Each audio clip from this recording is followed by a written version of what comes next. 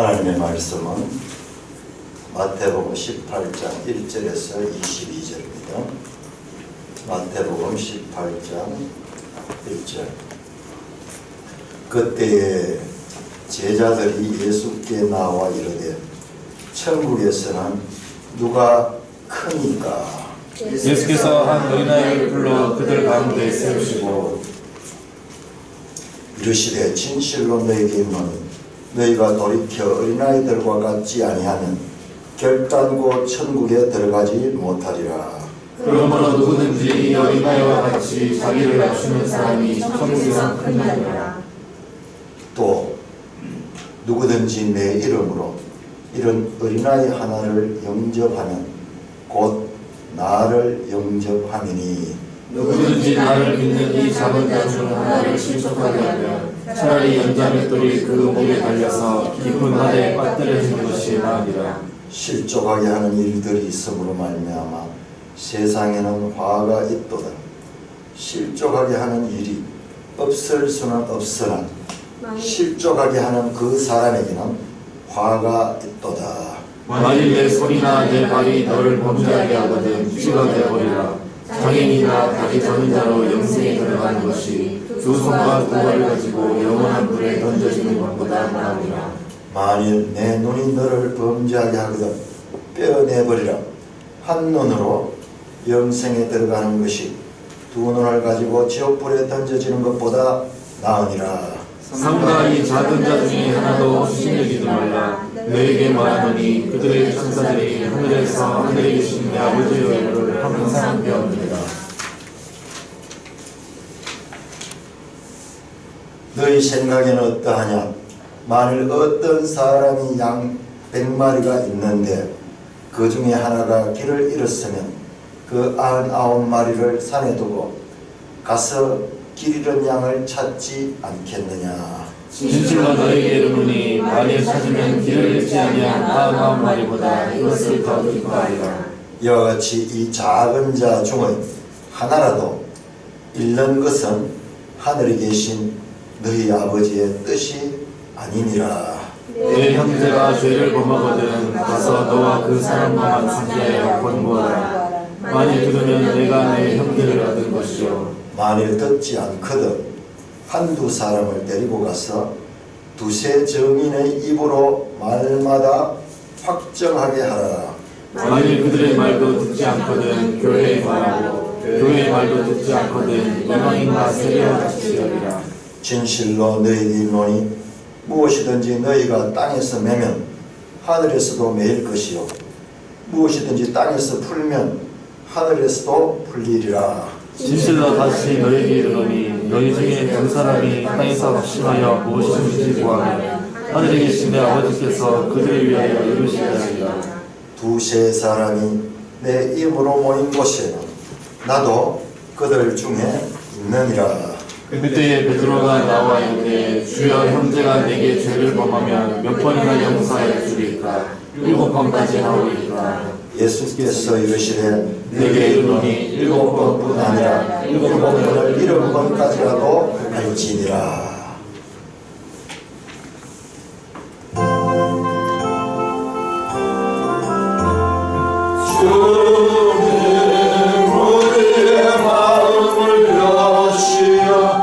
말씀을 깨닫게 하옵소서. 아멘. 지난 이 신약 성경은 우리 느헤미야서 하다가 다시 신약 성경을 공부를 하면서 정말 실감이네요. 그냥 하루에 이 새벽 시간에 설교하기 위해서 말씀을 준비해 보면은 4시간, 5시간이 훌쩍 지나가요. 그래도 이게 잘 안 돼요. 그럴 정도로 이 구약을 준비할 때와 신약을 준비할 때는 그 차원이 다른 것을 할 때마다 절감합니다. 특별히 지난주 이 18장, 19장, 20장들 읽으면서 느낀 것은 문맥으로 성경을 읽어야 된다. 우리는 보는 것이 한계가 있어서 마치 이 책처럼 한 장 한 장 이렇게 따로따로 한 장을 보면 땀장은 안 보이잖아요. 그런데 하나님 말씀은 창세기부터 이 계시록까지 마태복음 1장부터 28장까지 쭉 연결되면서 맥락을 가지고 있다는 것을 다시 한 번 더 실감했습니다. 자, 마태복음 16장에는 아주 중요한 말씀이 나오는데 16장에 뭐냐면 교회 창립에 관한 말씀이 나왔습니다.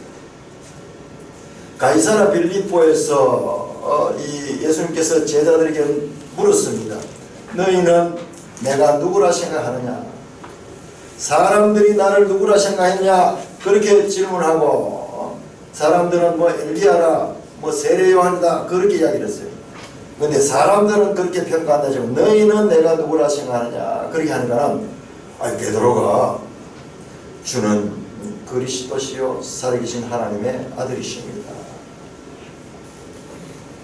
늘 실수 잘하고 늘 엉뚱한 소리 잘하는 베드로가요. 그날 완전히 정답을 맞췄어요. 그래서 예수님께서 너무 기뻐하시면서 바요나 시몬아 네가 복이 있도다. 이를 네가 알게 하니는 혈육이 아니요 하늘에 계신 내 아버지께서 알게 하셨다.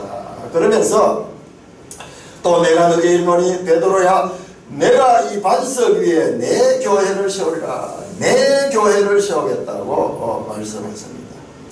그러고요 유명한 말씀이 오늘 나왔던 말씀 또 나와요. 내가 천국 열쇠를 내게 주니 네가 땅에서 무엇이든지 매면 하늘에서도 매일 것이요 땅에서 무엇이든지 매면 하늘에서도 풀면 하늘에서도 풀리리라. 이 말씀이 여기서 나온 거예요. 그리고 16장 21절 이때로부터 이 교회에 관한 교회라는 단어가 여기 성경에서 처음 나옵니다. 구약 성경에는 교회라는 말이 하나도 없습니다. 신약 성경에서도 복음서에 아무데도 안 나오고 여기에만 처음 나와요. 여기만 복음서 사복음서 가운데 교회라는 단어가 여기 처음 나와요. 유일하게 나와요. 유일하게. 여기하고 오늘 읽었던 18장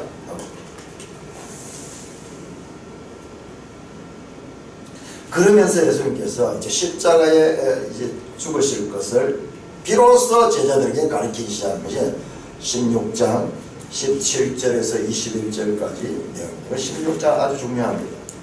그리고 18장 오늘 우리가 읽었듯이 이 교회 안에서의 한 지체의 중요성을 가리켰습니다.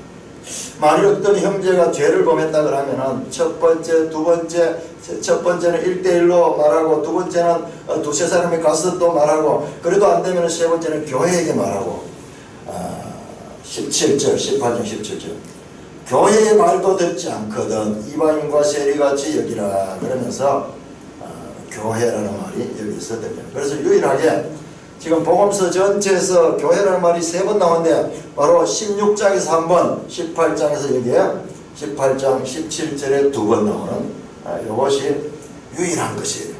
유일한 것입니다. 그런데 이제 사도행전에 보면 교회 이야기가 나오기 시작해가지고 그 다음에 나머지 이야기 신약성경 끝에 전부 교회 이야기예요. 교회 이야기. 신약성경 마지막 책임 요한계시록은 2장에서 7 교회에 대한 이야기로 시작을 합니다. 그리고 수많은 서신서들은 전부 다 교회에 보내는 편지들입니다. 교회와 연관이 되어 있습니다. 그러니까 이 교회라는 이 기관이 참 등장하는 이런 관점에서 마태복음을 보면요 구속사적인 흐름을 발견할 수가 있습니다. 교회는 예수님의 입으로 처음 교회라는 말이 나왔습니다. 뿐만 아니라 교회는 어떤 신앙 고백 위에 세워질 것이가시 16장 베드로를 통해서 나왔고 그 다음에 18장에서는요 그 교회 안에서 인간관계가 어떠해야 될 것인가를 설명하는 겁니다. 교회는 16장 18절에 내 교회라고 해서 그냥 교회라고 생각하면 내 교회, 나의 교회, 그리스도의 교회입니다. 교회는 주님의 교회입니다.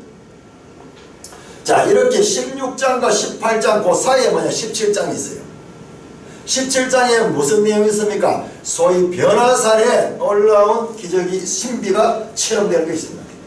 높은 산에 올라갔는데 거기에서 예수님의 그 형체가 변화되고 그 다음에 좌우에 이 모세와 엘리야가 나타나는 변화산의 신비 체험과 그 다음에 그것이 끝나고 내려오니까 성전세 문제 성전세를 내라고 이야기합니다.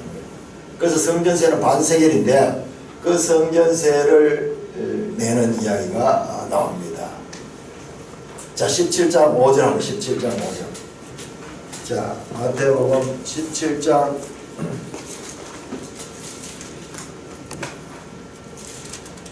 5절 변화산에서 어떤 말씀이 있었던가 17장 5절 우리 같이 읽겠습니다. 시작. 말할 때에 호련히 빛나는 구름이 그들을 덮으며 구름 속에서 소리가 나서 이르시되 이는 내 사랑하는 아들이요 내 기뻐하는 자니 너희는 그의 말을 들으라 하시는지라. 하나님께서 친히 구름 가운데 임하셔가지고 예수님이 누군가를 지금 계시하는 거예요. 하나님의 아들이다. 내 기뻐하는 자다.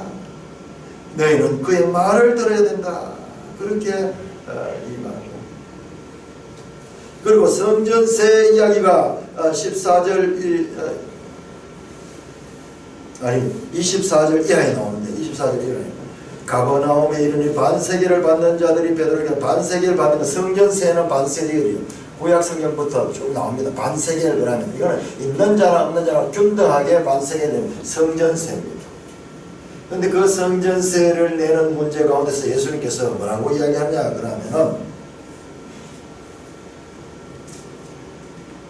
25절에 보면은 예수께서 먼저 이르 시몬아 네 생각에는 세상 임금들이 누구에게 관세와 국세를 받느냐 자기 아들에게냐 타인에게냐. 베드로가 타인에게입니다. 그러니까 예수께서 그렇다면 아들들은 세를 면할 것이다. 성전세를 예수님은 내지 않아도 됩니다. 왜? 성전의 주인은 하나님이고 예수님은 그 하나님의 아들이기 때문에 자신은 성전세를 내지 않아도 된다는 말씀입니다. 이 말은 간접적으로 내가 바로 하나님의 아들이라는 그와 같은 자기 스스로 인정하시는 내용이지 않습니까? 이 17장 속에는요 하나님으로부터의 이 직접 계시와 그리고 예수님 스스로도 자신이 하나님의 아들이심을 인정하는 내용이 이 속에 나와 있는 거예요. 18장은 이와 같은 맥락에서 봐야 돼요. 18장 1절에 가면은 그러니까 이와 같은 질문이 나오는 거예요.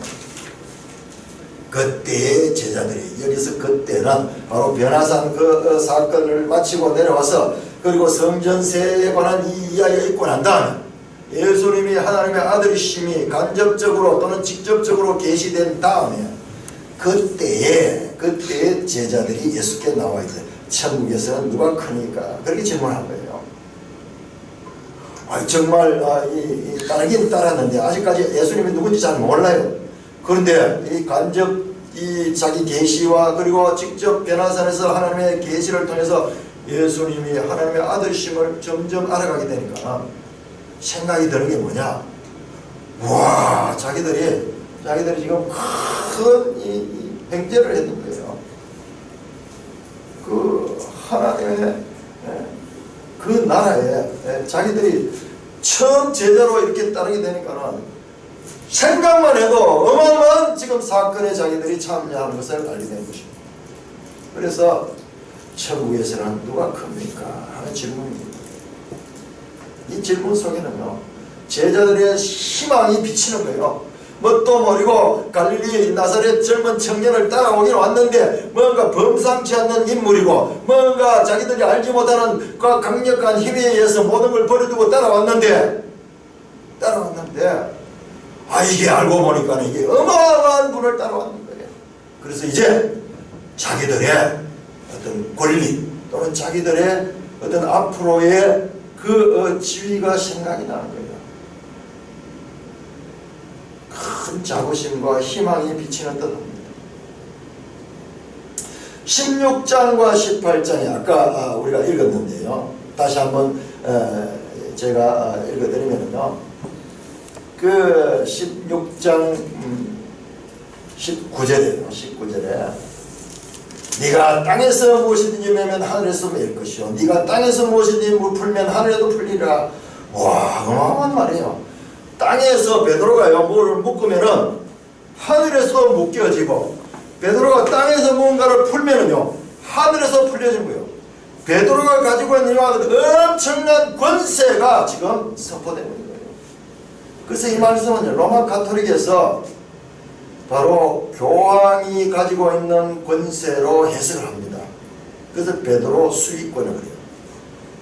로마 가톨릭은 성경에 없는 이야기를 지어내가지고 뭐라고 하냐, 1대 교황이 베드로라 그래요. 그래서 지금 교황은 260 몇 대인데 1대 베드로. 그래서 계속 대를 이어가지고 베드로의 역할을 감당하는 그 자가 교회의 수장인 교황이다. 그렇게 합니다. 그래서 교황은 이와 같은 땅에서 교황이 판단하고 교황이 묶어버리면은 하늘에도 영원히 멸망을 받게 되고, 교황이 땅에서 죄를 사해주면 영원히 이 천국에 갈 수 있는 엄청난 권세가 바로 교황권에 있다는 신학적인 주장이 이 본문에서 나옵니다. 이 본문에서. 자, 그런데 오늘 본문에도 이 본문이 다시 나와요. 18절에 보니까 18장 18절에 보니까 진실로 너에게는 무엇이든 너희가 땅에서 매면 하늘에서 매일 것이요 무엇이든 땅에서 풀면 하늘에서 풀리라. 자, 여기에서 16장과 18장의 차이는요, 16장에는 너 베드로 단수였습니다. 그런데 18장에서는 너희 복수입니다. 교회를 이야기합니다. 제자들을 이야기합니다. 이 풀고 매는 권세는 베드로에게만 있는 것이 아니라 교회가 가지고 있습니다. 제자들이 가지고 있는 것입니다. 교회가 기도 합심해서 기도할 적에 이와 같은 일들이 일어날 수 있다는 설명입니다. 그러니까 한 장만 건너뛰면은 16장에 로마 가톨릭의 교황의 어떤 그 권세를 강조하는 그 베드로 수익권의 해석은 잘못된 것이라는 것이 여기서 드러납니다. 베드로에만 유일한 것이 아니고 너희에게 그리고 교회에게로 이것은 이와 같은 풀고 매는 권세는 이어진다는 말입니다. 이따가 이 내용을 좀 더 자세하게 살펴보겠습니다. 자, 18장 전체는요, 교회를 위한 교훈입니다. 여러분 매일 성경을 보시면은, 매일 성경 해설을 보면 항상 공동체라는 말을 쓰는데 이게 이제 교회 공동체를 가리키는 겁니다. 18장에서 6절에 보면은 누구든지 나를 믿는 이 작은 자들 중 하나를 실족하면은 차라리 연자 맷돌을 그 목에 달려서 깊은 바다에 빠뜨려지는 것이 더 나으니라. 그러면서 계속 비교를 하면서 한 눈을 떼가지고 영생에 들어가는 것이 더 나았고 팔을 잘라가지고 이 영생에 들어가는 것이 더 나았다. 비교를 그렇게 하면서 계속 이야기하는데 그게 뭐냐 그러면은 한 작은 자 한 사람을 실족하다는 것은 이게 스캔들 하는 건데 이것은 넘어지게 만들다. 또 여기 문맥을 보면요, 이 믿음에서 떠나게 되는 거예요. 그것이 얼마나 큰 죄인지, 이 작은 자 중 하나가 얼마나 귀한지 그걸 강조하고 있고요.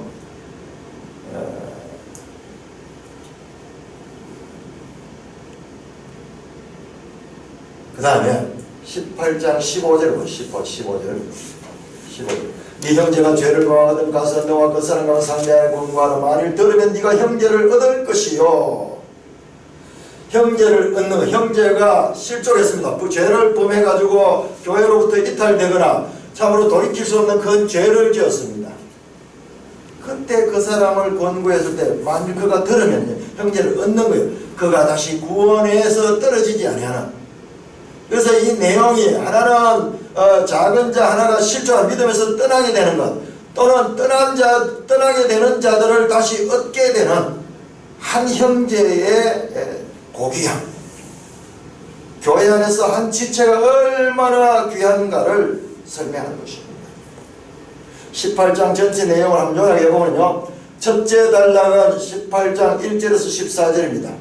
2절에 보면은, 자, 1절의 질문이 누가 큽니까? 이건 우리가 가지고 있는 보편적인 질문이에요. 우리 인생들은 알게 모르게 우리도 모르는 사이에 늘 누가 더 크냐를 판단하고 나도 크고자 하는 것과 같은 욕망을 본능적으로 가지고 있습니다. 미끄럼틀 위에 앉으면 자연스럽게 밑으로 내려가듯이, 비행기를 타고 앉아있으면 자연스럽게 하늘로 올라가듯이 본능적으로 우리 인생들은요, 더 크고 더 높고 더 많이 가지는 그와 같은 것을 추구합니다.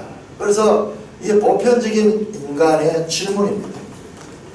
자, 그런데 예수님께서는요, 한 어린아이를 불러가지고 그들에게 세우고, 너희가 돌이켜 어린아이같이 되지 않으면 결단코 천국에 들어가지 못한다고 말씀합니다. 그리고 4절에서 이 어린아이같이 자기를 낮추는 사람이 천국에서 큰 자라. 우리가 가지고 있는 그냥 세상적인 그와 같은 가치관과 정반대되는 그와 같은 말씀을 합니다. 예수님의 이 가르침은요, 역설입니다. 역설. 왜냐 그러면 이 하늘나라의 법을 이 세상나라에서 가르치기 때문에 이 세상나라의 법과 이 하늘나라의 법은 많은 경우 반대될 적이 많아요. 반대될. 그럼 완전히 우리가 가지고 있던 기존 관념을 무너뜨리는 것과 같은 말씀을 하시는 겁니다. 자, 그러면서 이 어린아이를 비유를 하면서 6절에 보시면 누구든지 나를 믿는 이 작은 자 중 하나를 실족하게 하면, 자, 여기는요, 그냥 작은 자 어린아이가 아니고 나를 믿는 이 작은 자입니다. 그러니까 신자예요, 신자. 근데 신자인데 누구냐? 작은 자예요, 작은 자. 어린아이를 데려가가지고 비유를 했듯이 작은 자입니다, 작은 자. 자, 이 작은 자라는 표현이 계속 나옵니다. 이 작은 자, 한자로 하면요, 10절에 보면 삼가 이 작은 자 중 하나도 업신여기지 말라 그렇게 이야기합니다. 이 어린이들을요, 우리나라에도 그렇고 이 유대도 마찬가지고 어린이들은 무시를 당하고 업신여김을 당하는데요, 이 천국에서는요, 이와 같은 이 작은 자, 세상에서 무시당하는 자들이 너무 고귀한 거예요. 그래서 교인들을 갖다가 하는 별명은 작은 자라는 별명이에요. 지극히 작은 자라는 별명. 이게요, 하나의 공식적인 명칭이에요. 작은 자, 소자, 한자로 얘기하면 소자랍니다. 마태복음 25장 40절 보면 이렇게 말합니다. 너희가 여기 내 형제 중에 지극히 작은 자 하나에게 한 것이 곧 내게 한 것이라. 예수님께서 이 말씀을 계속, 그리고 이 작은 자 하나에게 하지 않은 것이 내게 하지 않은 것이라, 그렇게 연결해서 말씀합니다. 그러니까 교회 안에 이 신자는 작은 자라는 별명이 있는 거예요. 14절 보시죠. 14절 우리 같이 읽겠습니다. 14절 시작. 이와 같이 이 작은 자 중 하나라도 잃는 것은 하늘에 계신 너희 아버지의 뜻이 아니니라. 1절에서 13절의 총결론이 14절 여기입니다. 이와 같이 앞에서 말씀했듯이 이와 같이 이 작은 자 중 하나, 신자들의 별명이 작은 자인데, 이 작은 자 중에 하나라도 잃는 것은 하늘에 계신 너희 아버지의 뜻이 아니다. 자, 1절에서 14절 내용을 보세요. 첫째, 한 어린아이를 데려가지고 이 어린아이를 다 보여주면서 그 다음에 나를 믿는 이 작은 자 이야기가 나오고, 그 다음에 12절에 가면 한 마리 길 잃은 양 이야기가 나옵니다. 100마리 있는데 그 가운데 한 마리 길 잃은 양. 그 다음에 이 14절에 지극히 작은 자라는 말씀이 나옵니다. 이 교회 안에 제자들 갑니다. 교회 안에 이 형제, 주님의 형제들은 작은 자들인데, 이 작은 자가 하나라도 잃는 것은 하늘에 계신 너희 아버지의 뜻이 아니다. 교회 안에서요, 성도 한 사람이 얼마나 존귀한지 몰라요. 얼마나.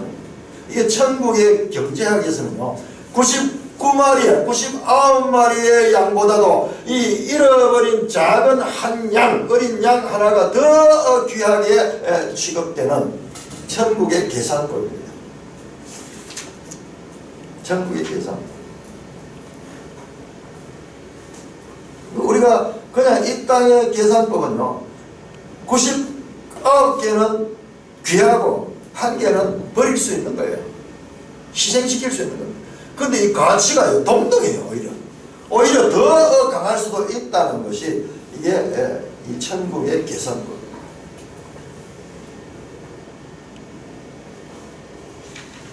작은 자 하나도 있는 것은 하늘에 계신 너희 아버지의 뜻이 아니다. 자, 둘째 달라는 18장 둘째 15절에서 34절인데요. 15장 1절 보면은 범죄한 한 형제에 대한 것입니다. 내 형제가 죄를 범하거든. 이 형제는 교회입니다. 교회 안에서 신자 가운데서 형제입니다. 죄를 범하고 가서 너는 너와 그 사람과만 상대하라 그러면서 34절 이 34절 너희가 각각 마음으로부터 형제를 용서하지 아니하는 너희 하나님 아버지께서도 너희에게 이와 같이 하니 형제를 용서하라. 마음으로부터 용서하라. 15절에서 34절까지의 총 결론은 용서입니다. 용서. 16장에서는 주는 그리스도요 살아계신 하나님의 아들입니다 라는 그 어떤 신앙 위에 교회가 이제 세워진다는 말씀이 선포되었다면 17장 건너뛰고 18장에서는요 교회의 구성원들 지극히 작은 자나 교회 안에서 범죄한 자들 즉 신자들이 존귀하고 그리고 신자들의 죄는 우리가 용서를 반드시 해야 된다. 용서의 필연성을 말씀하고 있습니다.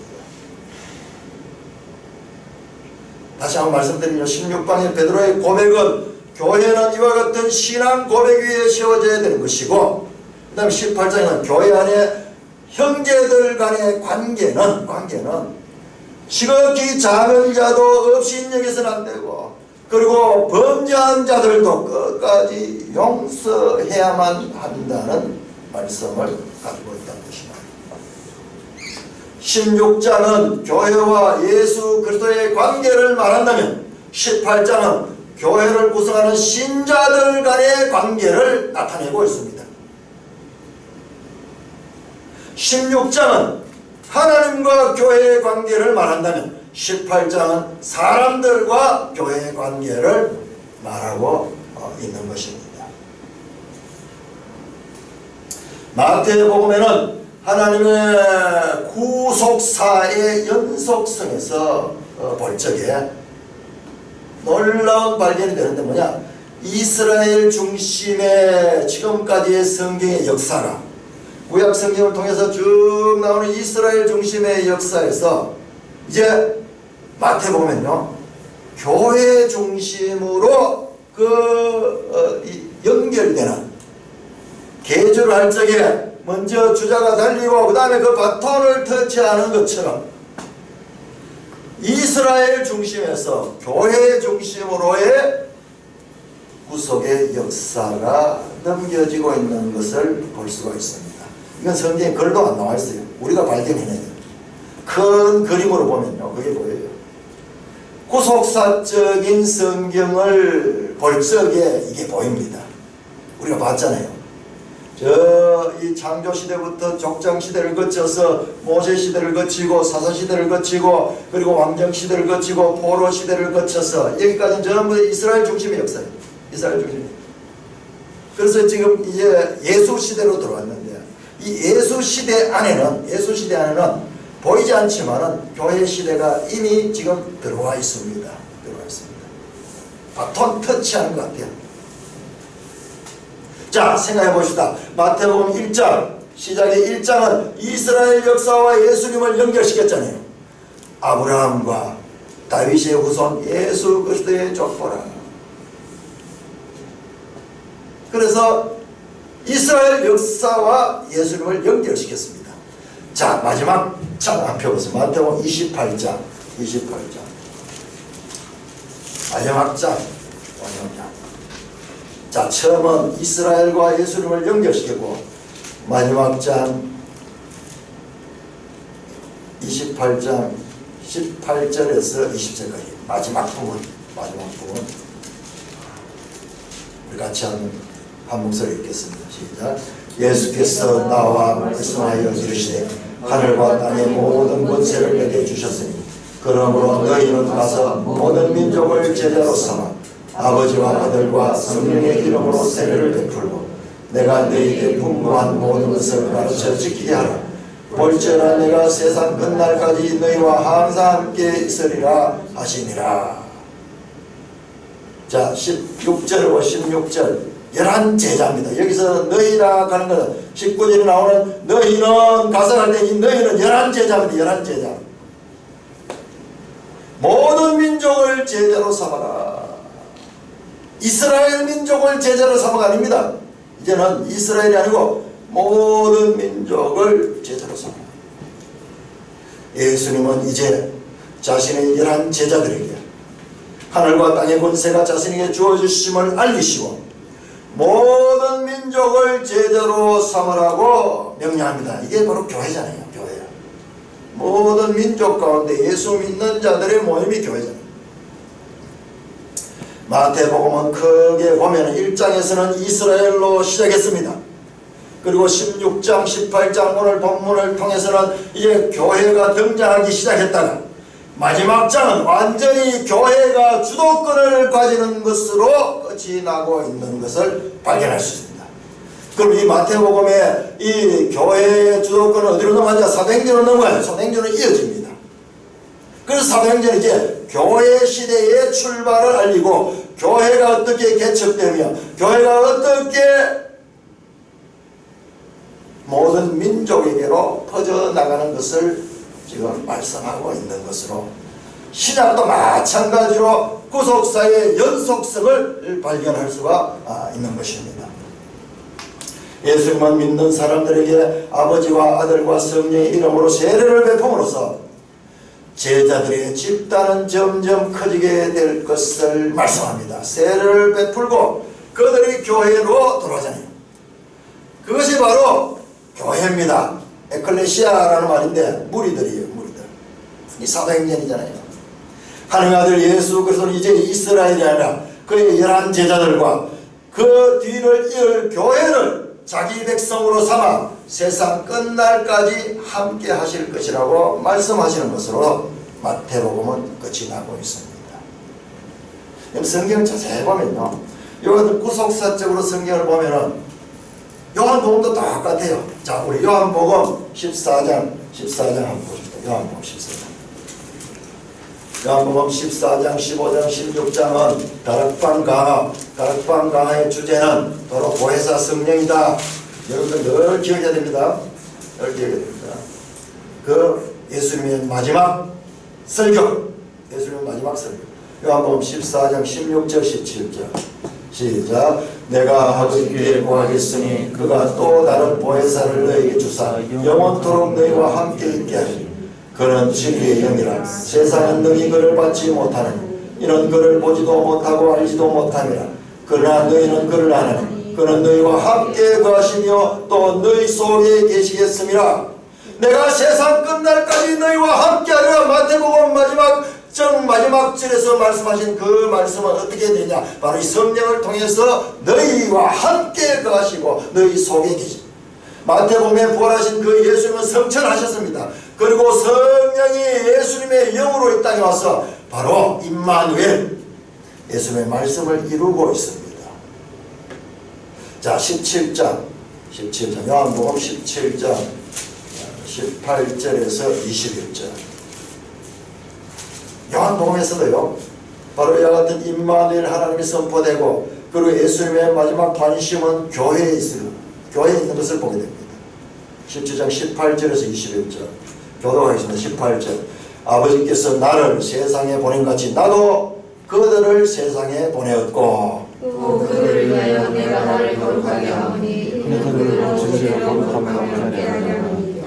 내가 비옵는 것은 이 사람들만 위함이 아니요 또 그들의 말로 말미암아 나를 믿는 사람들도 위함이니 아버지여 아버지께서 내 안에 내가 아버지 안에 있는 것 같이 그들도 다 하나가 되어 우리 안에 있게 하사 세상으로 아버지께서 나를 보내신 것을 믿게 하옵소서.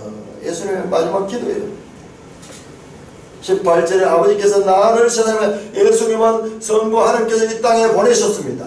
근데 예수님은 누구냐? 그들을 세상에 보내서 그들이 누굽니까? 사도들, 제자들입니다. 사도라는 말은 보냄을 받았다는 뜻이에요. 뿐만 아니라 20절에 예수님이 또 기도합니다.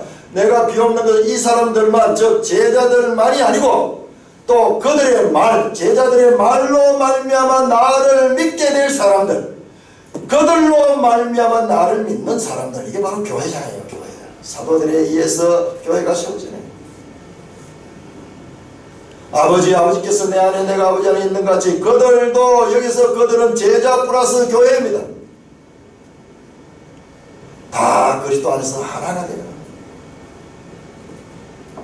이와 같이 구원 계시는 예수님에서 사도들을 넣어서 다시 교회로 연결되는 것을 우리는 발견할 수가 있습니다. 마태복음의 첫 장 1장과 마지막 장 28장 사이에는 예수님에 관한 내용, 즉 예수님이 어떻게 출생하셨고 어떻게 공생애를 거쳤었고 어떤 가르침을 가르치고 어떤 기적을 행하셨고 어떤 사건들을 만났는지 예수님의 일대기와 연관된 내용들로 가득 차 있습니다. 그런 가운데서요, 예수님은 늘 제자들과 함께 다니며 그들을 데리고 다니시며 그들을 가르치시고 그들에게 삶을 통하여 모범을 보여주시는 것을 우리는 놓쳐서는 안 됩니다. 예수님은 혼자 하실 뿐만 아니라 제자들 늘 따르면서 지금 실제로 제자 훈련을 하고 제자들을 가르치고 있는 거예요. 이런 구약 성경의 이스라엘 나라의 특권과 그와 같은 독특한 위치가 예수님에 의해 제자들로 구성된 교회로 개성되고 실현되는 과정이기도 한 것입니다. 영적으로 해석이 하면요, 그런 거예요. 이제 구약에서 이스라엘이 하나님의 독점적인 지위를 가지고 특권을 가지고 하나님의 백성의 칭호를 받았는데 이제 신약에 와서는 제자들이 이제 앞으로 이 교회를 통해서 그와 같은 하나님의 구속사의 역사가 이어질 것을 보여주는 것입니다. 마태복음은 예수님의 사역과 가르침 그리고 결정적으로 십자가와 부활을 통하여 하나님의 새 백성 즉 교회가 형성됨을 보여줍니다.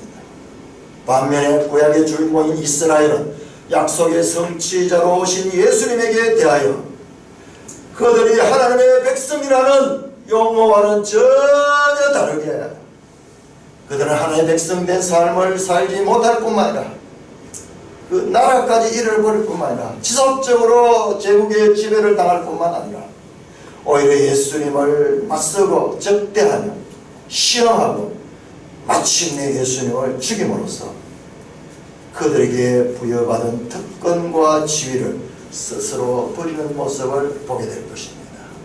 이건 우리가 찾아봐야 돼요. 성경은 그냥 사건들만 나열하는데 우리가 구속사의 큰 그림을 가지고 보면은 이스라엘은 점점 그들의 지위를 버리게 되고 스스로 버리게 되고 그리고 교회는 이제 이스라엘이 가졌던 특권과 그 지위를 점점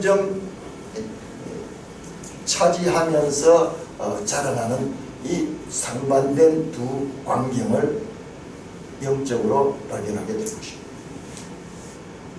그러나 바로 그 이스라엘 가운데서 예수를 믿는 작은 자들이 나오는 것이 바로 그것이 교회입니다. 여러분 놓쳐서는 안 됩니다. 이스라엘에서 교회가 나옵니다. 교회는요 오랫동안 이것을 알지 못했어요. 그래서 이스라엘에 대한 박해를 얼마나 했는지 몰라요. 저도 개인적으로 심정적으로 이스라엘 박해했잖아요. 제가 여러분들에게 고백했잖아요. 사도신경을 고백하지 않은 이유가 사도신경 고백을 제가 처음에 목회를 하면서 보려했던 이유가 유대인들이 예수님을 죽였는데 유대인들은 아무도 안 나오고 빌라도가 모든 걸 다 덮어쓰는 걸 보고 이건 성경적이지 않다 그렇게 생각했는데 그런데 유대인들 가운데서 교회가 나왔던 겁니다. 유대인들 가운데서 이 11제자 12제자 다 유대인입니다. 이스라엘입니다. 이스라엘. 그 이스라엘로부터 작은 자들 그 작은 자들이 바로 나와서 형성한 것이 바로 교회입니다. 이들은 예수님을 따라다니면서 하나님께서 말씀하신 메시아가 예수 그리스도이심을 알아가다가 그래서 잘 몰라요. 계속 우리처럼 자꾸 모르는 거예요. 자꾸 모르는 거예요. 그러나 마침내 오순절 성령 강림 후에는 완전히 아는 모습으로 변화됩니다. 계속적인 실패를 거쳐서 마침내라는 표현이 붙어야 돼요. 그냥 뚝딱 하는 것이 아니고 복음서에 보면 계속 실패, 투성임 실패. 그러나 마침내 약속하신 성령이 임한 이후 그들은 완전히 예수님의 뜻을 알고 예수님을 바르게 전하게 됩니다. 이들은 워낙 소수의 작은 자들입니다. 워낙 소수의 작은 자, 12제자 또 한 70제자가 또 있어요. 이래 처음엔 다 합쳐서 100명 되지 않습니다. 그러니까 이들을 갖다가 백성이라고 표현하기, 백성은 나라의 국민을 이야기하는데 백성이라고 표현하기에는 어울리지 않아요. 그래서 이들을 지칭하는 새로운 단어가 바로 교회입니다. 자, 교회라는 말은 헬라어로 에클레시아 이걸 우리가 알아야 돼. 이 뭐냐? 회중, 무리 또는 모임이라는 이와 같은 평범한 말이 그냥 보통 말이에요. 보통 말. 에클레시아.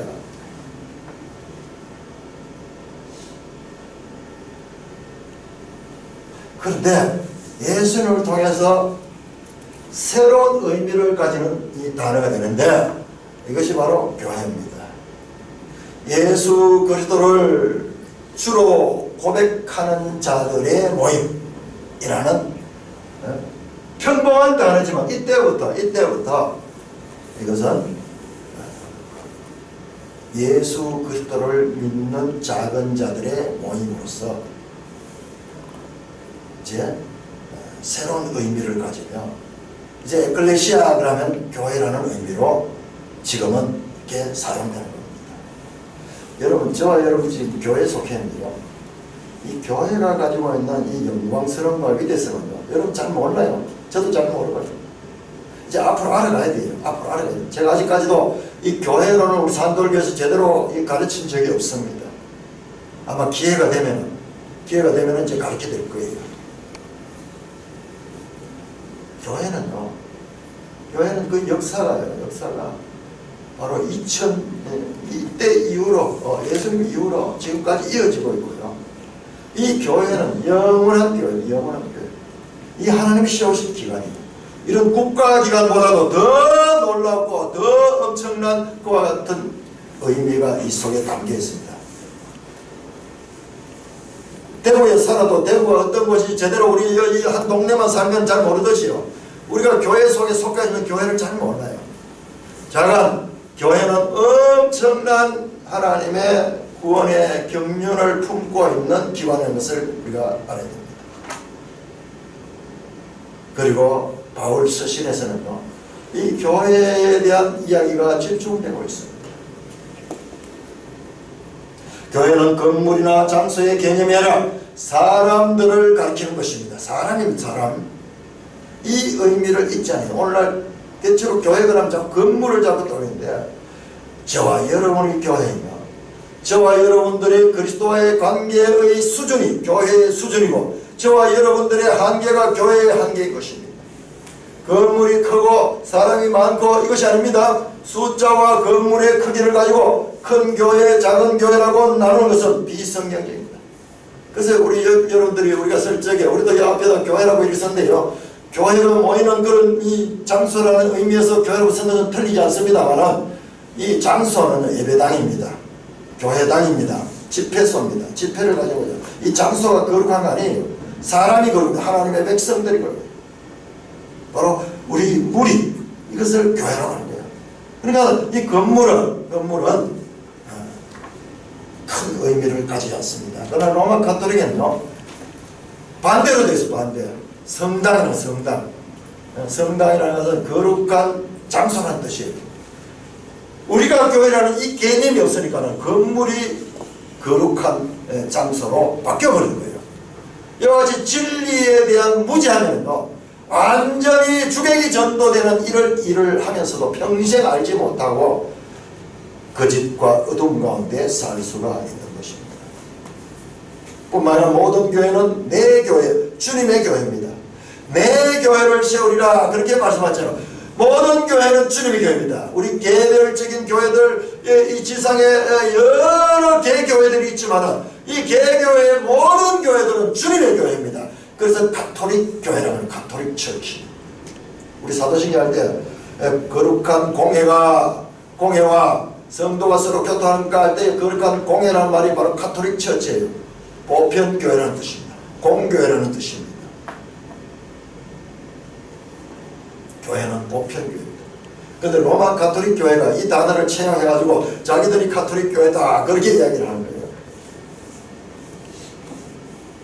그것은 용어를 지금 오용하고 있는 것입니다. 모든 교회는 주님의 교회이기 때문에 바로 공교회입니다. 이 교회에 대해서는요 바울 서신의 모든 핵심 주제는요 이제 더 나아가 예수님은 지금 교회의 신앙 고백과 교회 안의 인간관계에 대해서 언뜻 말씀했지만 사도 바울은 이 말씀을 교회 안에 앞으로 조직은 어떻게 될 것이며 교회 안의 신앙 고백은 더 정치하게 그렇게 설명되고 있으며 그리고 교회 안의 형제간에 서로 사랑하라. 우리 저기 써보지 말씀, 저 말씀이 교회에 주는 말씀이에요. 정말 저 사랑밖에 없어요. 일방적인 사랑밖에 없어요. 우리가 주님을 닮아가지고 주님의 일방적인 사랑과 일반적인 용서를 받았는데 이걸 가지고 나가면 세상이 변화할 수 있지만 그렇지 않고는요 따지고 그렇게 해서는요 아무것도 되지 않습니다. 참 하나님의 은혜가 놀라운데 우리 시안 형제에게도 하나님께서 어떻게 그런 마음을 줬는지요. 어떻게 그런 마음을 줬는지. 제가 그 주님의 마음을 가지고 그렇게 완전히 폐쇄되는 형제에게 찾아가고 일주일에 몇 번씩 찾아갔어요. 계속 찾아가고 물질과 시간을 내고 그렇게 할 수 있었던 게 뭐냐 주님의 사랑이 우리에게 먼저 있었기 때문에 그게 가능한 거. 나중에 우리 교회가 연합해가지고 같이 일방적으로 사랑해 줬을 적에 와 작은 이 노력에 엄청난 변화가 나타난 것을 보고 참 우리가 하나님께서 우리가 앞으로 어떻게 교회가 살아야 될 것인가를 지금 맛보기로 보여주는 것 같아요. 맛보기로. 자 오늘 남은 시간은요 15절 이하에 관한 것. 자, 이 교회가 이 마태복음 우리가 보이지 않지만 이 마태복음 속에 구속사적으로 봤을 적에 이와 같은 큰 교회가 이제 서서히 등장하고 있다는 것을 볼 수 있는 눈을 가지는 것이 참으로 복된 눈입니다. 자, 그것을 놓치지 말고요. 자, 그러면 오늘 이제 큰 숲을 받고 이제 작은 나무들을 한번 보겠습니다. 오늘 본문 속에 있는 나무 15절 이하. 즉 15절 이하는 교회 구성원 중에 어떤 형제가 범죄했을 때에 어떻게 교회가 처리해야 할 것인가를 가르치는 지침입니다. 소위 권징이라는 권징이라는데 교회가 내리는 징계입니다. 잘못된 일을 행하는 자들에게 이 권징을 통해서 교회가 어떻게 이 교회 안에 그 죄가 확산되는 것을 방지할 수 있느냐 아주 자세한 그와 같은 매뉴얼이 나오는 거예요. 15절 우리 같이 읽겠습니다. 15 시작. 네 형제가 죄를 범하거든 가서 너와 그 사람과만 상대하여 권고하라. 만일 들으면 네가 네 형제를 얻은 것이요. 자, 형제가 죄를 범합니다. 자, 교회 안에 죄인들의 모임이 되면 교회 안에 반드시 이와 같은 범죄가 일어납니다. 신자 안에 내재하는 죄를 우리가 공부하면서 이제 알게 됐잖아요. 우리가 아직 이미 구원받았음에도 불구하고 아직 현실은 내재하는 죄를 가지고 있기 때문에 교회 안에서 이와 같은 일들이 일어날 수 있는 것입니다. 이 사람들이요 오늘 교회 안에서 일어나는 문제들을 보고요 교회가 왜 저러냐, 교회가 어떻게 저럴 수 있느냐 그러면서 마치 자기는 교회와 관계없는 것처럼 자기는 교회 바깥에 있는 것처럼 교회를 향하여 심판하고 교회를 향하여 정죄하는 사람들이 많이 있는데요. 그래서 우리는 그렇게 할 수 없어요. 교회도 그렇게 될 수 있습니다. 착각하지 마십시오. 교회도 그렇게 될 수 있다고 예수님도 말씀하고 있습니다. 자, 교회 안에서 이와 같은 죄를 범하는 것. 세 단계의 처리 기준을 제시한 15절에서 17절. 첫째, 개인적으로 범죄한 형제를 가서 권고하는 말입니다. 우리가 새겨들어야 됩니다. 교회 안에서 형제가 죄를 지을 때 이 형제의 죄를 막 죄를 뿌리듯이 뿌리면서 야, 누가 이렇게 했다, 누가 이렇게 했다. 그래서 온통 교회에 먼저 소문이 나고 보는 것이 세상에 잊히고 교회 안에서 지금 별반 다르지 않아요. 그것은 예수님의 가르침이 아닙니다. 아무도 모르게 1대1로 만나서 권고할 것을 말씀합니다. 자, 여러분들 이 공동체 안에서 죄인들끼리 모여 살면서 우리가 금해야 될 제 첫째 것이 무엇이냐 하면 험담을 그만, 남의 흉을 보지 않는 거예요. 남의 흉을 보지 않는 거예요. 근데 남의 흉을 보는 것이 얼마나 재미납니까? 얼마나 그것은 노력하지 않아도 쉽게 됩니까? 그건 제가 생각할 때는요, 좀 부부끼리는 좀 봐도 괜찮은 것 같아요. 부부끼리는 봐도 괜찮은 것 같아요. 왜냐? 우리 속에 막 이거 험담하고 싶은 마음이 있으니까. 그러나 나중에는 이제 부부까지도 그렇게 안 되면 좋겠지만, 부부는 한 몸이기 때문에 그럴 수 있겠다 싶은 생각이 듭니다. 그런 과정에서 또 걸러지기도 해요. 그러나 그것이 자녀들이나 또는 다른 이 교인들에게는 이와 같은 말이 나가지 않아요. 그래서 입이 무거워야 돼요. 그런데 우리가 이런 부분에 예수 믿어도 전혀 훈련을 받지 못하고 마치 성경에 예수님의 가르침이 없는 것처럼 교회 안에서 똑같이 무슨 문제가 있으면 그것을 먼저 소문부터 먼지다는 거예요. 본인은 지금 모르고 있는 거예요. 저도 한번 그런 경우를 당한 적이 있는데요. 내 말고 모든 사람은 다 알고 있는 거예요. 그래서 나중에 그 사실을 알았을 때 엄청난 충격을 받았어요. 그래서 첫째로 험담을 하지 말고 1대1로 그 형제와 만나서 권고할 것을 말합니다. 자, 교회 안에서도요, 이런 일들이 아무것도 아닌 것 같지만 이런 것들이 나중에 교회를 크게 갈라놓는 그와 같은 원인이 됩니다. 이번에 포항에 이 지진이 일어나는 것이 그 지열발전소에서 시작이 됐다는 것이 이제 드러났는데, 이 지열발전소에 미진이 계속 있었어요. 이 작은 지진이 나중에는 이 큰 지진으로 나오는 거예요. 이 미진에서부터 나중에 큰 지진이 시작되는 것입니다. 교회도 마찬가지예요. 그래서 이것이 아무것도 아닌 것 같지만 이것이 우리 성도들이 이 삶의 가운데서 지켜야 될 하나의 첫째 원칙이다. 예수님이 가르치는 예수님. 다음에 1대1로 이렇게 해결하면 될 것 같으면 그렇지만 사람이 변하는 건 쉽지 않습니다. 사람이 변하는 건 쉽지 않아요. 어떤 면에서 사람보다 변하기 어려운 게 없을 거예요. 나이가 들면 들수록 더 그럴 것입니다. 그럼에도 불구하고 그 권고를 수행하지 않을 때는 두 번째 단계로 한두 사람이 가서 권고하여 정인을 삼으라는 말입니다. 16절 말씀이죠. 한두 사람을 데리고 가서, 혼자서 안 되면 한두 사람을 데려가면 두세 정인 되잖아요. 본인하고 한두 사람 합치면 2명이나 3명 되잖아요. 그래서 두세 정인이 가서 다시 권고하라는 말입니다. 자, 그렇게 해서 해결이 되면은 할렐루야, 감사한데 그렇게 해도 안 될 가능성이 더 많습니다. 여러분, 너무 이 사람 변화를 낙관하면 안 됩니다. 그건 순진한 사람이에요. 사람은 죄의 강력한 지배를 받고 있다는 걸 우리가 알잖아요. 그럼에도 불구하고 우리는 이 행동을 해야 되지만 그러나 낙관을 그렇게 할지는 말아야 될 것입니다. 두 번째 단계 가서 형제가 말을 듣지 않은 교회 공동체에 드러내야 알리라고 말씀합니다. 교회 공동체가 이제 단체적으로 권고하라는 말씀입니다. 이처럼 형제 한 사람, 범죄한 형제 한 사람을 구원하기 위해 교회는 모든 노력을 기울여야 할 것을 가르치고 있습니다. 자, 이렇게 세 번째 단계, 교회가 말씀에도 불구하고 형제가 돌이키지 않습니다. 돌이키지 않다. 그때 어떻게 하라고?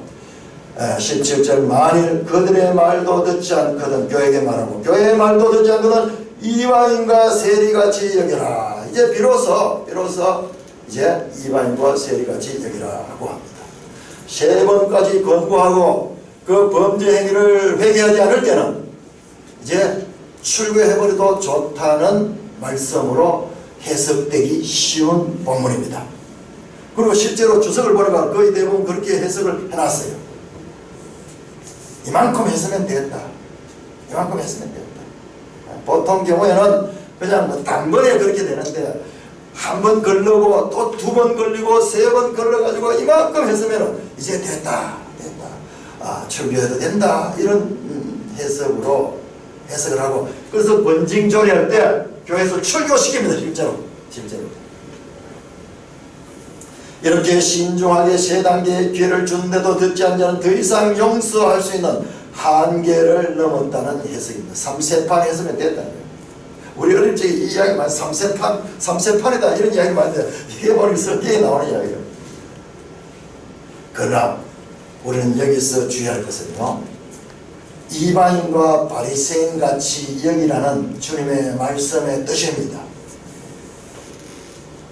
언뜻 들으면은 완전 구원받지 못할 백성처럼 여기라는 말씀 같지만은 마태복음 안에서 이방인과 세리들은요 예수님의 가장 가까운 친구요 예수님의 가장 깊은 관심과 사랑의 대상이었다는 점을 우리는 알고 있지 않습니까? 뿐만 아니라 이어지는 18절에서 20절 내용은요 더욱 3번 정도 했으면 됐다 하는 그 정도 했으면 됐다 하는 그와 같은 해석이 잘못된 것임을 증명합니다. 18절 19절에 보시면은 진실로 너에게는 무엇이 너희가 땅에서 매면 하늘에서 매일 것이요 무엇이든지 땅에서 풀면 하늘에서 풀릴 것이다. 진실로 다시 너희에게 이르노니 너희 중에 2-3사람이 땅에서 합심하여 무엇이든지 구하면 하늘에 계신 내 아버지께서 그들을 위하여 이루게 하시리라 하는 말씀은요 지금 앞의 내용과 연결되는 말씀이지 그냥 따로 독립된 말씀이 아니에요. 이 15절에서 마지막 34절까지는 전부 용서에 관한 주제로 엮여져 있는 한 덩어리예요.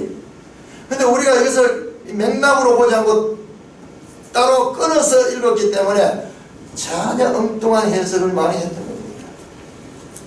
자, 여기에 이 말씀 뭐니 교회가 범죄한 자의 회복을 위하여 합심하여 기도할 때 하나님께서는 3번이나 권고해도 듣지 않던 범죄한 형제의 마음을 움직여서 회개하게 될 것이라는 말씀이에요. 합심하여 무엇이든지 구하면 하늘에 계신 내 아버지가 그들을 위하여 이루게 하시다. 여기서 우리가 무엇이든지 구하면 가는 이것을요 우리가 보통 어떻게 해석하냐 우리가 합심해서 뭐든지 우리가 원하는 것을 기도하면은 하나님께서 응답해 주다 이런 말로 해주는데 여기는 거기에서는 무엇이든지는 앞에 나오는 그 내용이에요. 범죄한 형제와 연관된 내용. 범죄한 형제의 영혼을 위한 교회 차원의 합심 기도가 형제의 마음을 회개시켜 영혼을 구원하시게 할 것이라는 말씀입니다. 그런데 우리가 이 부분을 얼마나 즐겨 인용하는 말씀 딱 이것만 떼가지고 2-3사람 모이고 기도하면 무엇이든지 하나님께서 들어준다. 그러므로 우리 하나님께 기도하자. 그렇게 본문의 1차적인 의미를 무시해버리고 그런 식으로 말씀을 활용한 경우가 너무 많아요. 물론 그와 같은 해석이 전혀 불가능한 건 아니지만 그러나 1차적인 해석은 문맥 속에서 그 범죄한 형제와 연관되는 내용입니다. 더욱이 21절 우리 21절 같이 읽겠습니다. 20절 시작. 그때에 베드로가 나와 이르되 주여 형제가 내게 죄를 범하면 몇 번이나 용서하여 주리까 7번까지 하오리까. 이 말씀은요 더욱더 3세판 정도 기다려주고 그 다음에 출교시켜도 된다는 뜻이 아니라는 것을 확인시켜주는 증거 본문입니다. 그때에 지금 이야기할 때잖아요. 이야기할 때 베드로가 딱 들어보고 그러면 주님께서 형제의 죄를 몇 번까지 용서해라는 말입니까? 그 질문한 거예요. 7번까지 하면 된다는 말입니까? 주님 주님 그럼 3번 해가 안 되고 그렇다면은 7번까지 하면 된다는 말입니까? 하는 질문은요, 앞에 문맥에서 보면은 이어지는 내용이에요. 몇 번의 용서? 7번까지. 30판보다 2번 더, 2배 정도 하면 되겠습니다.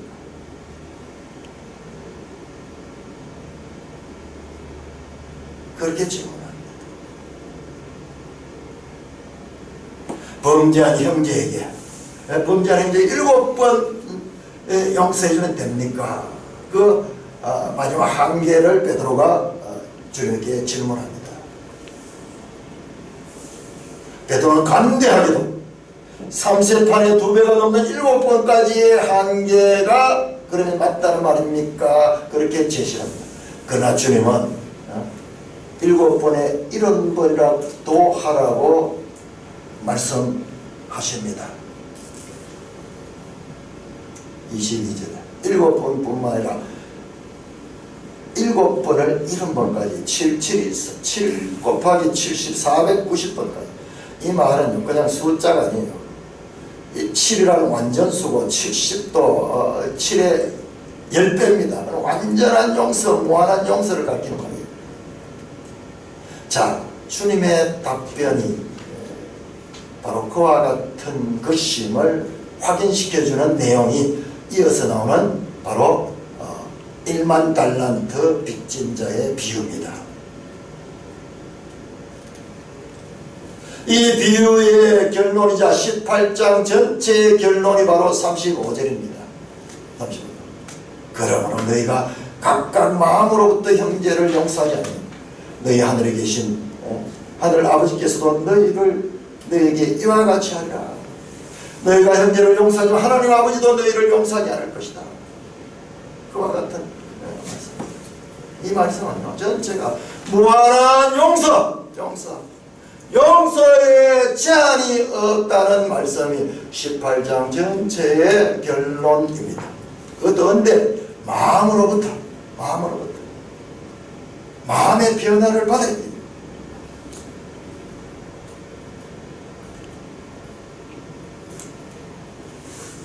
문맥을 놓쳐버리고 성경을 해석하게 되면 아전 인수격의 해석이 많이 나타나게 되는 것입니다.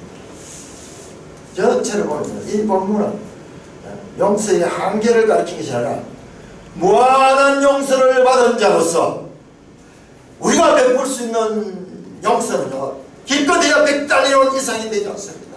1만 달란트의 용서함을 받은 거예요. 그 비유가 그 말씀이지 않습니다. 자, 그런데 여기서 중요한 신학적인 문제가 발생하게 됩니다. 뭐냐 그러면은 마태복음 지금까지 용서 부분이 여러 번 나오는데 용서 부분에만 나올 때만 유독 나타나는 행위구원.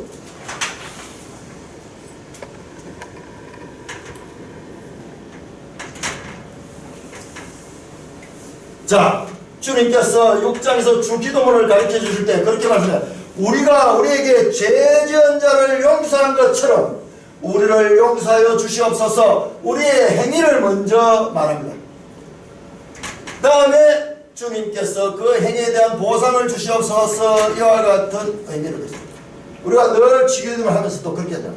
우리가 우리에게 죄 지은 자를 사하여 준 것 같이 우리의 죄를 사하여 주옵소서. 그렇게 기도하지 않습니까? 그 다음에 6장 14절 15절 우리 한번 다시 한번 찾아봅시다. 마태복음 6장 14절 15절 6장 14절 15절 주기도문이 끝난 다음에 다시 한번 그걸 강조해요. 다시 한번 더 강조합니다. 자, 6장 14절 15절 시작. 너희가 사람의 잘못을 용서하면 너희 하늘 아버지께서도 너희 잘못을 용서하시려니와 너희가 사람의 잘못을 용서하지 아니하면 너희 아버지도 너희의 잘못을 용서하지 않으면, 이것도 마찬가지 똑같은 거죠. 너희가 먼저 용서하면 너희 행위가 있으면은 그에 대한 보상을 할 것이다. 그에 대한 보상으로 하나님께서 그와 같이 너희에게 용서해 줄 것이다 라는 말씀입니다. 인과응보잖아요. 인과응보. 우리의 행위가 원인이 되었고, 그리고 그 보상은 그 결과입니다. 결과. 인과응보. 그런데 문제는 복음은 이와 같은 행위 구원이 아니고 은혜의 구원. 은혜 구원.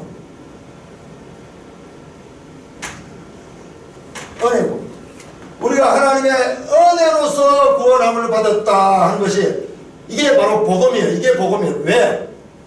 기쁜 소식이 되느냐? 우리가 행위를 함으로 말미암아 구원을 받는다면 그것은 행위 구원이기 때문에 우리의 노력이 들어가기 때문에 우리의 이 노력을 통해서 구원받는 그것은 당연한 것이에요. 당연한 것이에요. 은혜는 우리가 노력하지 않음에도 불구하고 일방적으로 주어지는 선물이기 때문에 그것이 기쁜 소식이 되는 겁니다. 기쁜 소식. 이게 복음인데 모든 이 성경의 이 구원은 이 복음을 가르치고 있는데 유독 이 용서 부분에 있어서는 행위 구원을 가르치고 있는 것을 보게 됩니다. 구원은 인간의 공로에 의존하는 것이 아니라 오로지 하나님의 은혜로 이루어진 것이라는 복음의 기본 교리와는 반대로 행위 구원의 교훈이 유독 용서에 대한 교훈에는 반복되면서 여기까지 지금 나오고 있는 거예요. 여러분들이 성경을 제대로 읽었다면 이 본문을 읽으면서 문제의식을 가졌어야 합니다. 혹시 읽으면서 좀 찝찝하고 이 본문 잘 해석 안 된다고 생각하는 분들이 있으면 한번 손 한번 들어보세요. 손 한번 들어보세요. 예, 또 아무도 그런 생각도 안 하고 그냥 읽었습니다. 하나님 말씀이니까 은혜라 그러면서 읽었습니까? 성경 읽기가 이만큼 우리 성경 읽기가 이 수박 끄달겠다는 거예요. 이거는 모든 복음의 가르침을 거스르는 그와 같은 행위 구원을 지금 나타내는 거예요. 지난번에 우리 교회 한 형제가 이 문제를 가지고 저에게 질문했습니다. 보니까는 저도 좀 난감한 문제, 설명하기 참 곤란한 문제. 그래서 좀 기다려보자 한번 성경을 한번 살펴보고 자가 이 부분은 나중에 하나님께서 또 다른 문맥을 통해서 해결 안 해주겠나 그렇게 이야기를 한번 보류했는데 오늘 아침 물어봤어요. 오늘 아침 물어보니까 그 형제가 답을 가졌다는 거예요. 저도 그 답을 가졌어요. 18장을 통해 답을 가졌어요.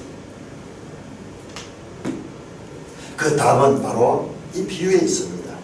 자, 이 비유의 정확한 제목을 제가 붙여볼게요.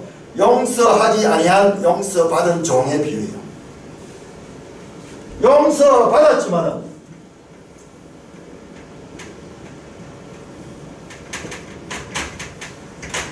용서하지 않은 종의 비유.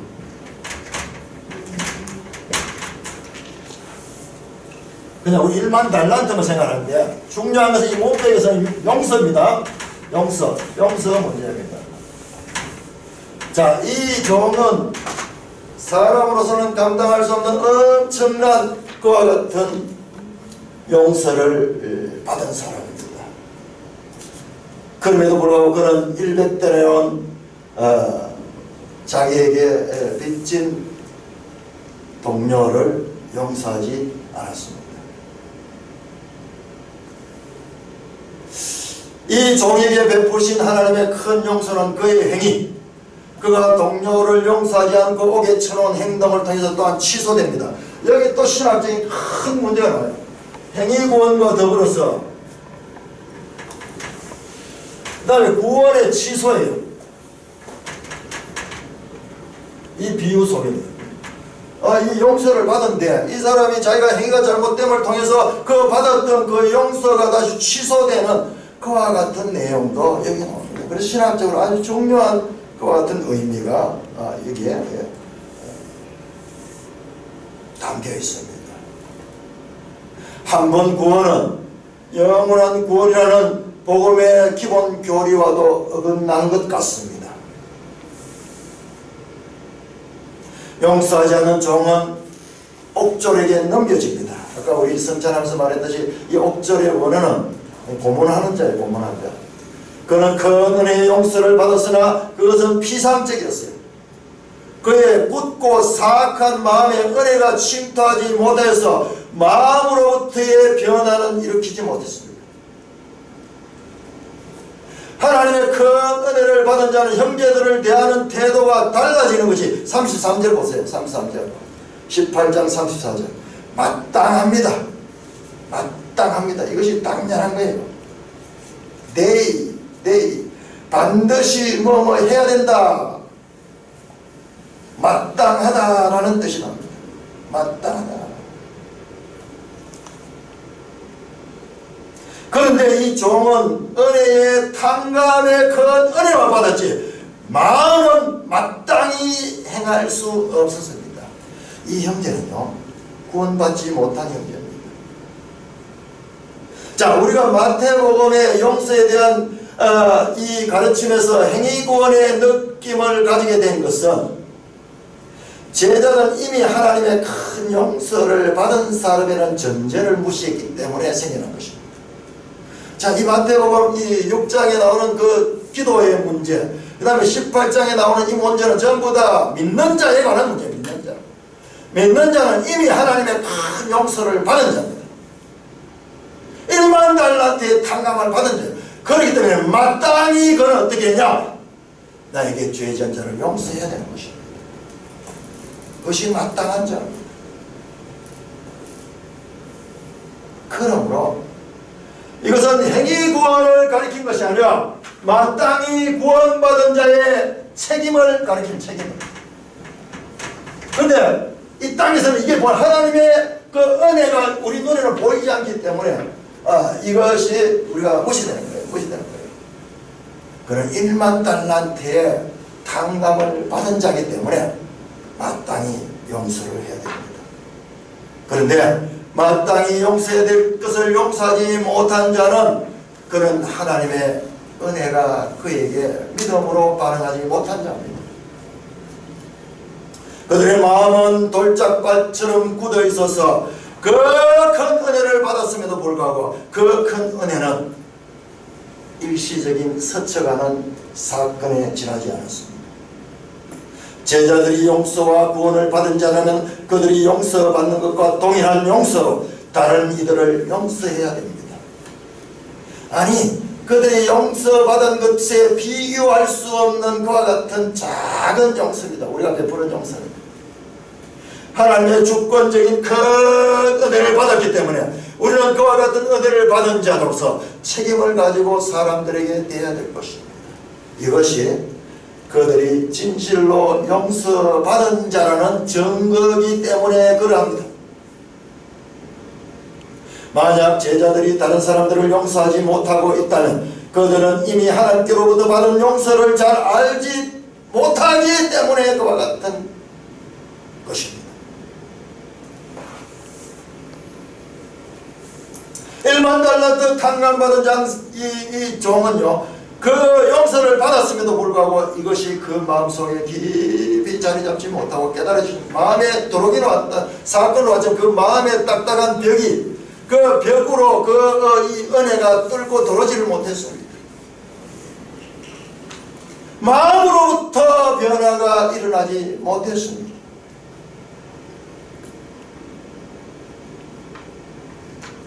제가 오늘 설교를 이렇게 하면 말처럼 용서는 쉬운 것이 아닙니다.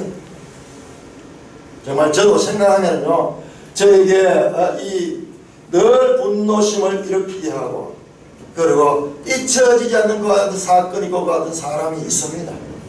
아마 사람들 가운데요 다 이런 것이 있어요. 거의 다 있습니다. 거의 다 있습니다. 생각만 하면 때때로 잊었다고 생각하는데 그 생각이 떠오르기도 합니다. 그러므로요 우리가 이 용서한다는 것이 그렇게 쉬운 일이 아니에요. 그러나 우리가 하나님에게 1만 달란트 탕감받은 것에 대한 바른 지식과 믿음이 있다면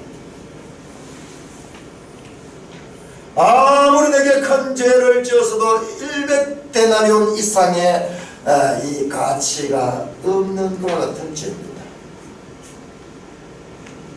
그러므로 우리는 큰 은혜 때문에 그 은혜를 믿음으로 말미암아 그 은혜의 능력이 다른 사람을 용서하게 하는 것이지 우리의 힘으로 용서하는 것이 아닌 것입니다.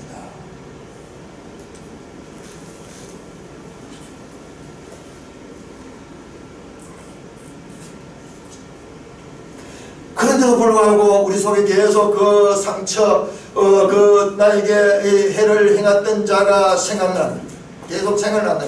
그것 가지고 죄책감을 가지지 마십시오. 왜냐하면 우리 속에 내재한 죄를 알잖아요. 내재한 죄는 끊임없이 그것을 리마인드 시키며 우리를 분노하게 해서 다시 적개심을 가지게 하는 것이지, 하나님의 은혜는 그보다 더 크다는 것을 생각하죠. 단지 그런 생각이 난다고 해서 다시 이 죄에 빠지지는 말아야 될 것입니다. 잊혀지는 것도 하나님의 은혜로 있게 할 거예요. 사랑하는 형제자매, 마태복음은 예수님의 생애를 기록하면서 동시에 예수님의 생애가 교회를 만들어가는 것임을 알려주고 있습니다.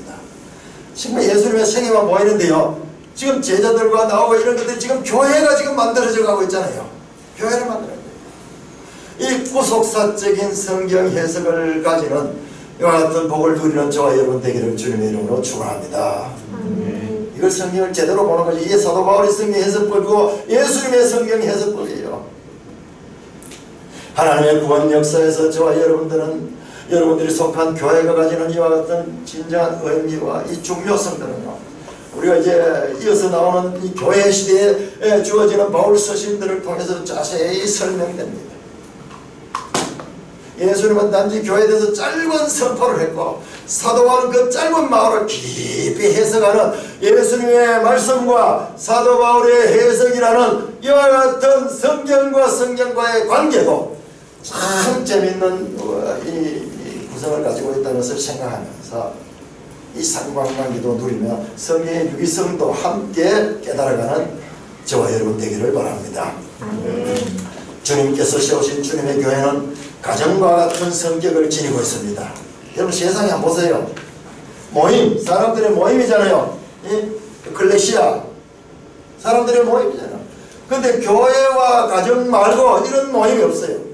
세상의 모임들은 전부 다 같은 사람들끼리 모입니다. 동기들 또는 이 동종 업종의 사람들, 동종 관심사를 가진 사람들, 비슷한 나이 또래, 학교도 같은 나이들 가지고 있는 사람들이고 전부 다 이해관계를 통해서 같은 공통점을 가진 무리들끼리의 모임이 세상의 모임입니다.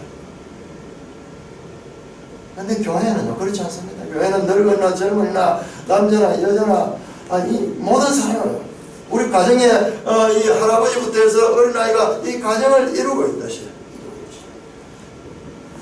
그래서 어떤 신학자는 그렇게 말해서 교회는 큰 가정이고 가정은 작은 교회다, 그렇게 말씀하는 것이 신학적으로 전혀 이 문제가 없는 것과 같은 말씀입니다.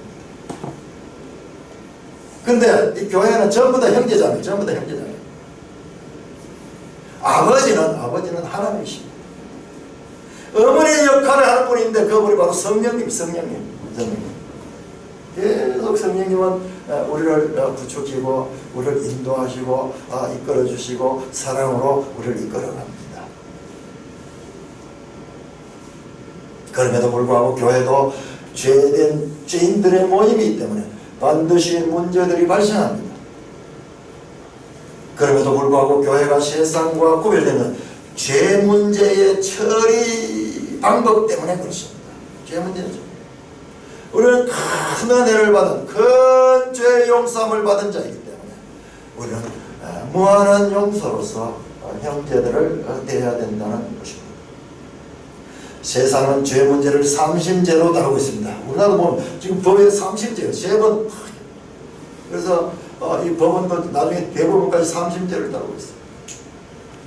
그러나 교회의 죄 용서는 횟수의 한계가 없습니다.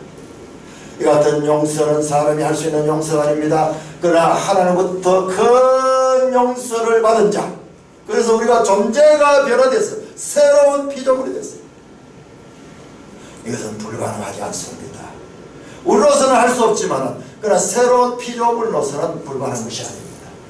우리가 받은 큰 용서가 얼마나 큰지를 아는 정도에 비례하여 우리는 우리의 용서의 한계도 점점 더 커질 것입니다. 용서하지 않은 평생 옥졸이 따라다니면서 고문을 합니다.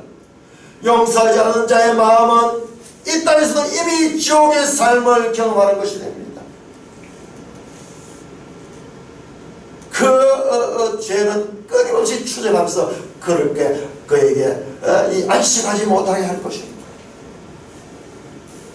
우리는 예수님이 세우신 새 구원의 백성인 교회에 속한 지체들임을 분명히 아시고 혹 다른 사람들에게 용서하지 못함으로 남아있는 죄의 먹잇감이 있다. 죄는요, 우리 이와 같은 이런 용서하지 못하는 이런 마음을 먹이로 먹고 살면서요, 이것을 계속 우리에게 부추깁니다.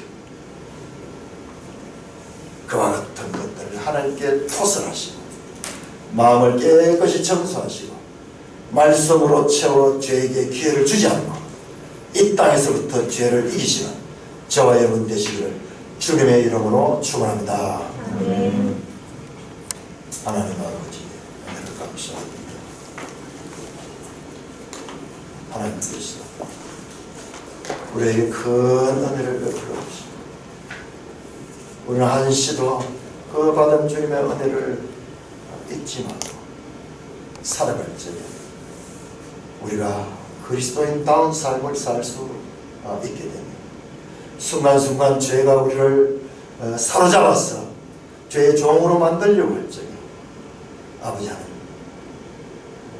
주님의 큰 은혜가 또한 우리를 그 가운데서도 구원해 주실 줄 믿습니다. 말씀을 통하여 우리에게 계시하시고 교훈하시는 주님의 뜻을 알아가면서 우리의 생각의 힘도 점점 강화되어 이전에는 본능이라고 생각하며 흘려버렸던 일들조차 예민하게 캐치되고 관리되고 통제되는, 그래야 믿지 않는 자들과 상관없는 확연히 구별되는 마음을 가지는 저희들 되게 하여 주옵소서. 감사합니다. 우리 주 예수 그리스도의 이름으로 기도드리옵나이다. 아멘.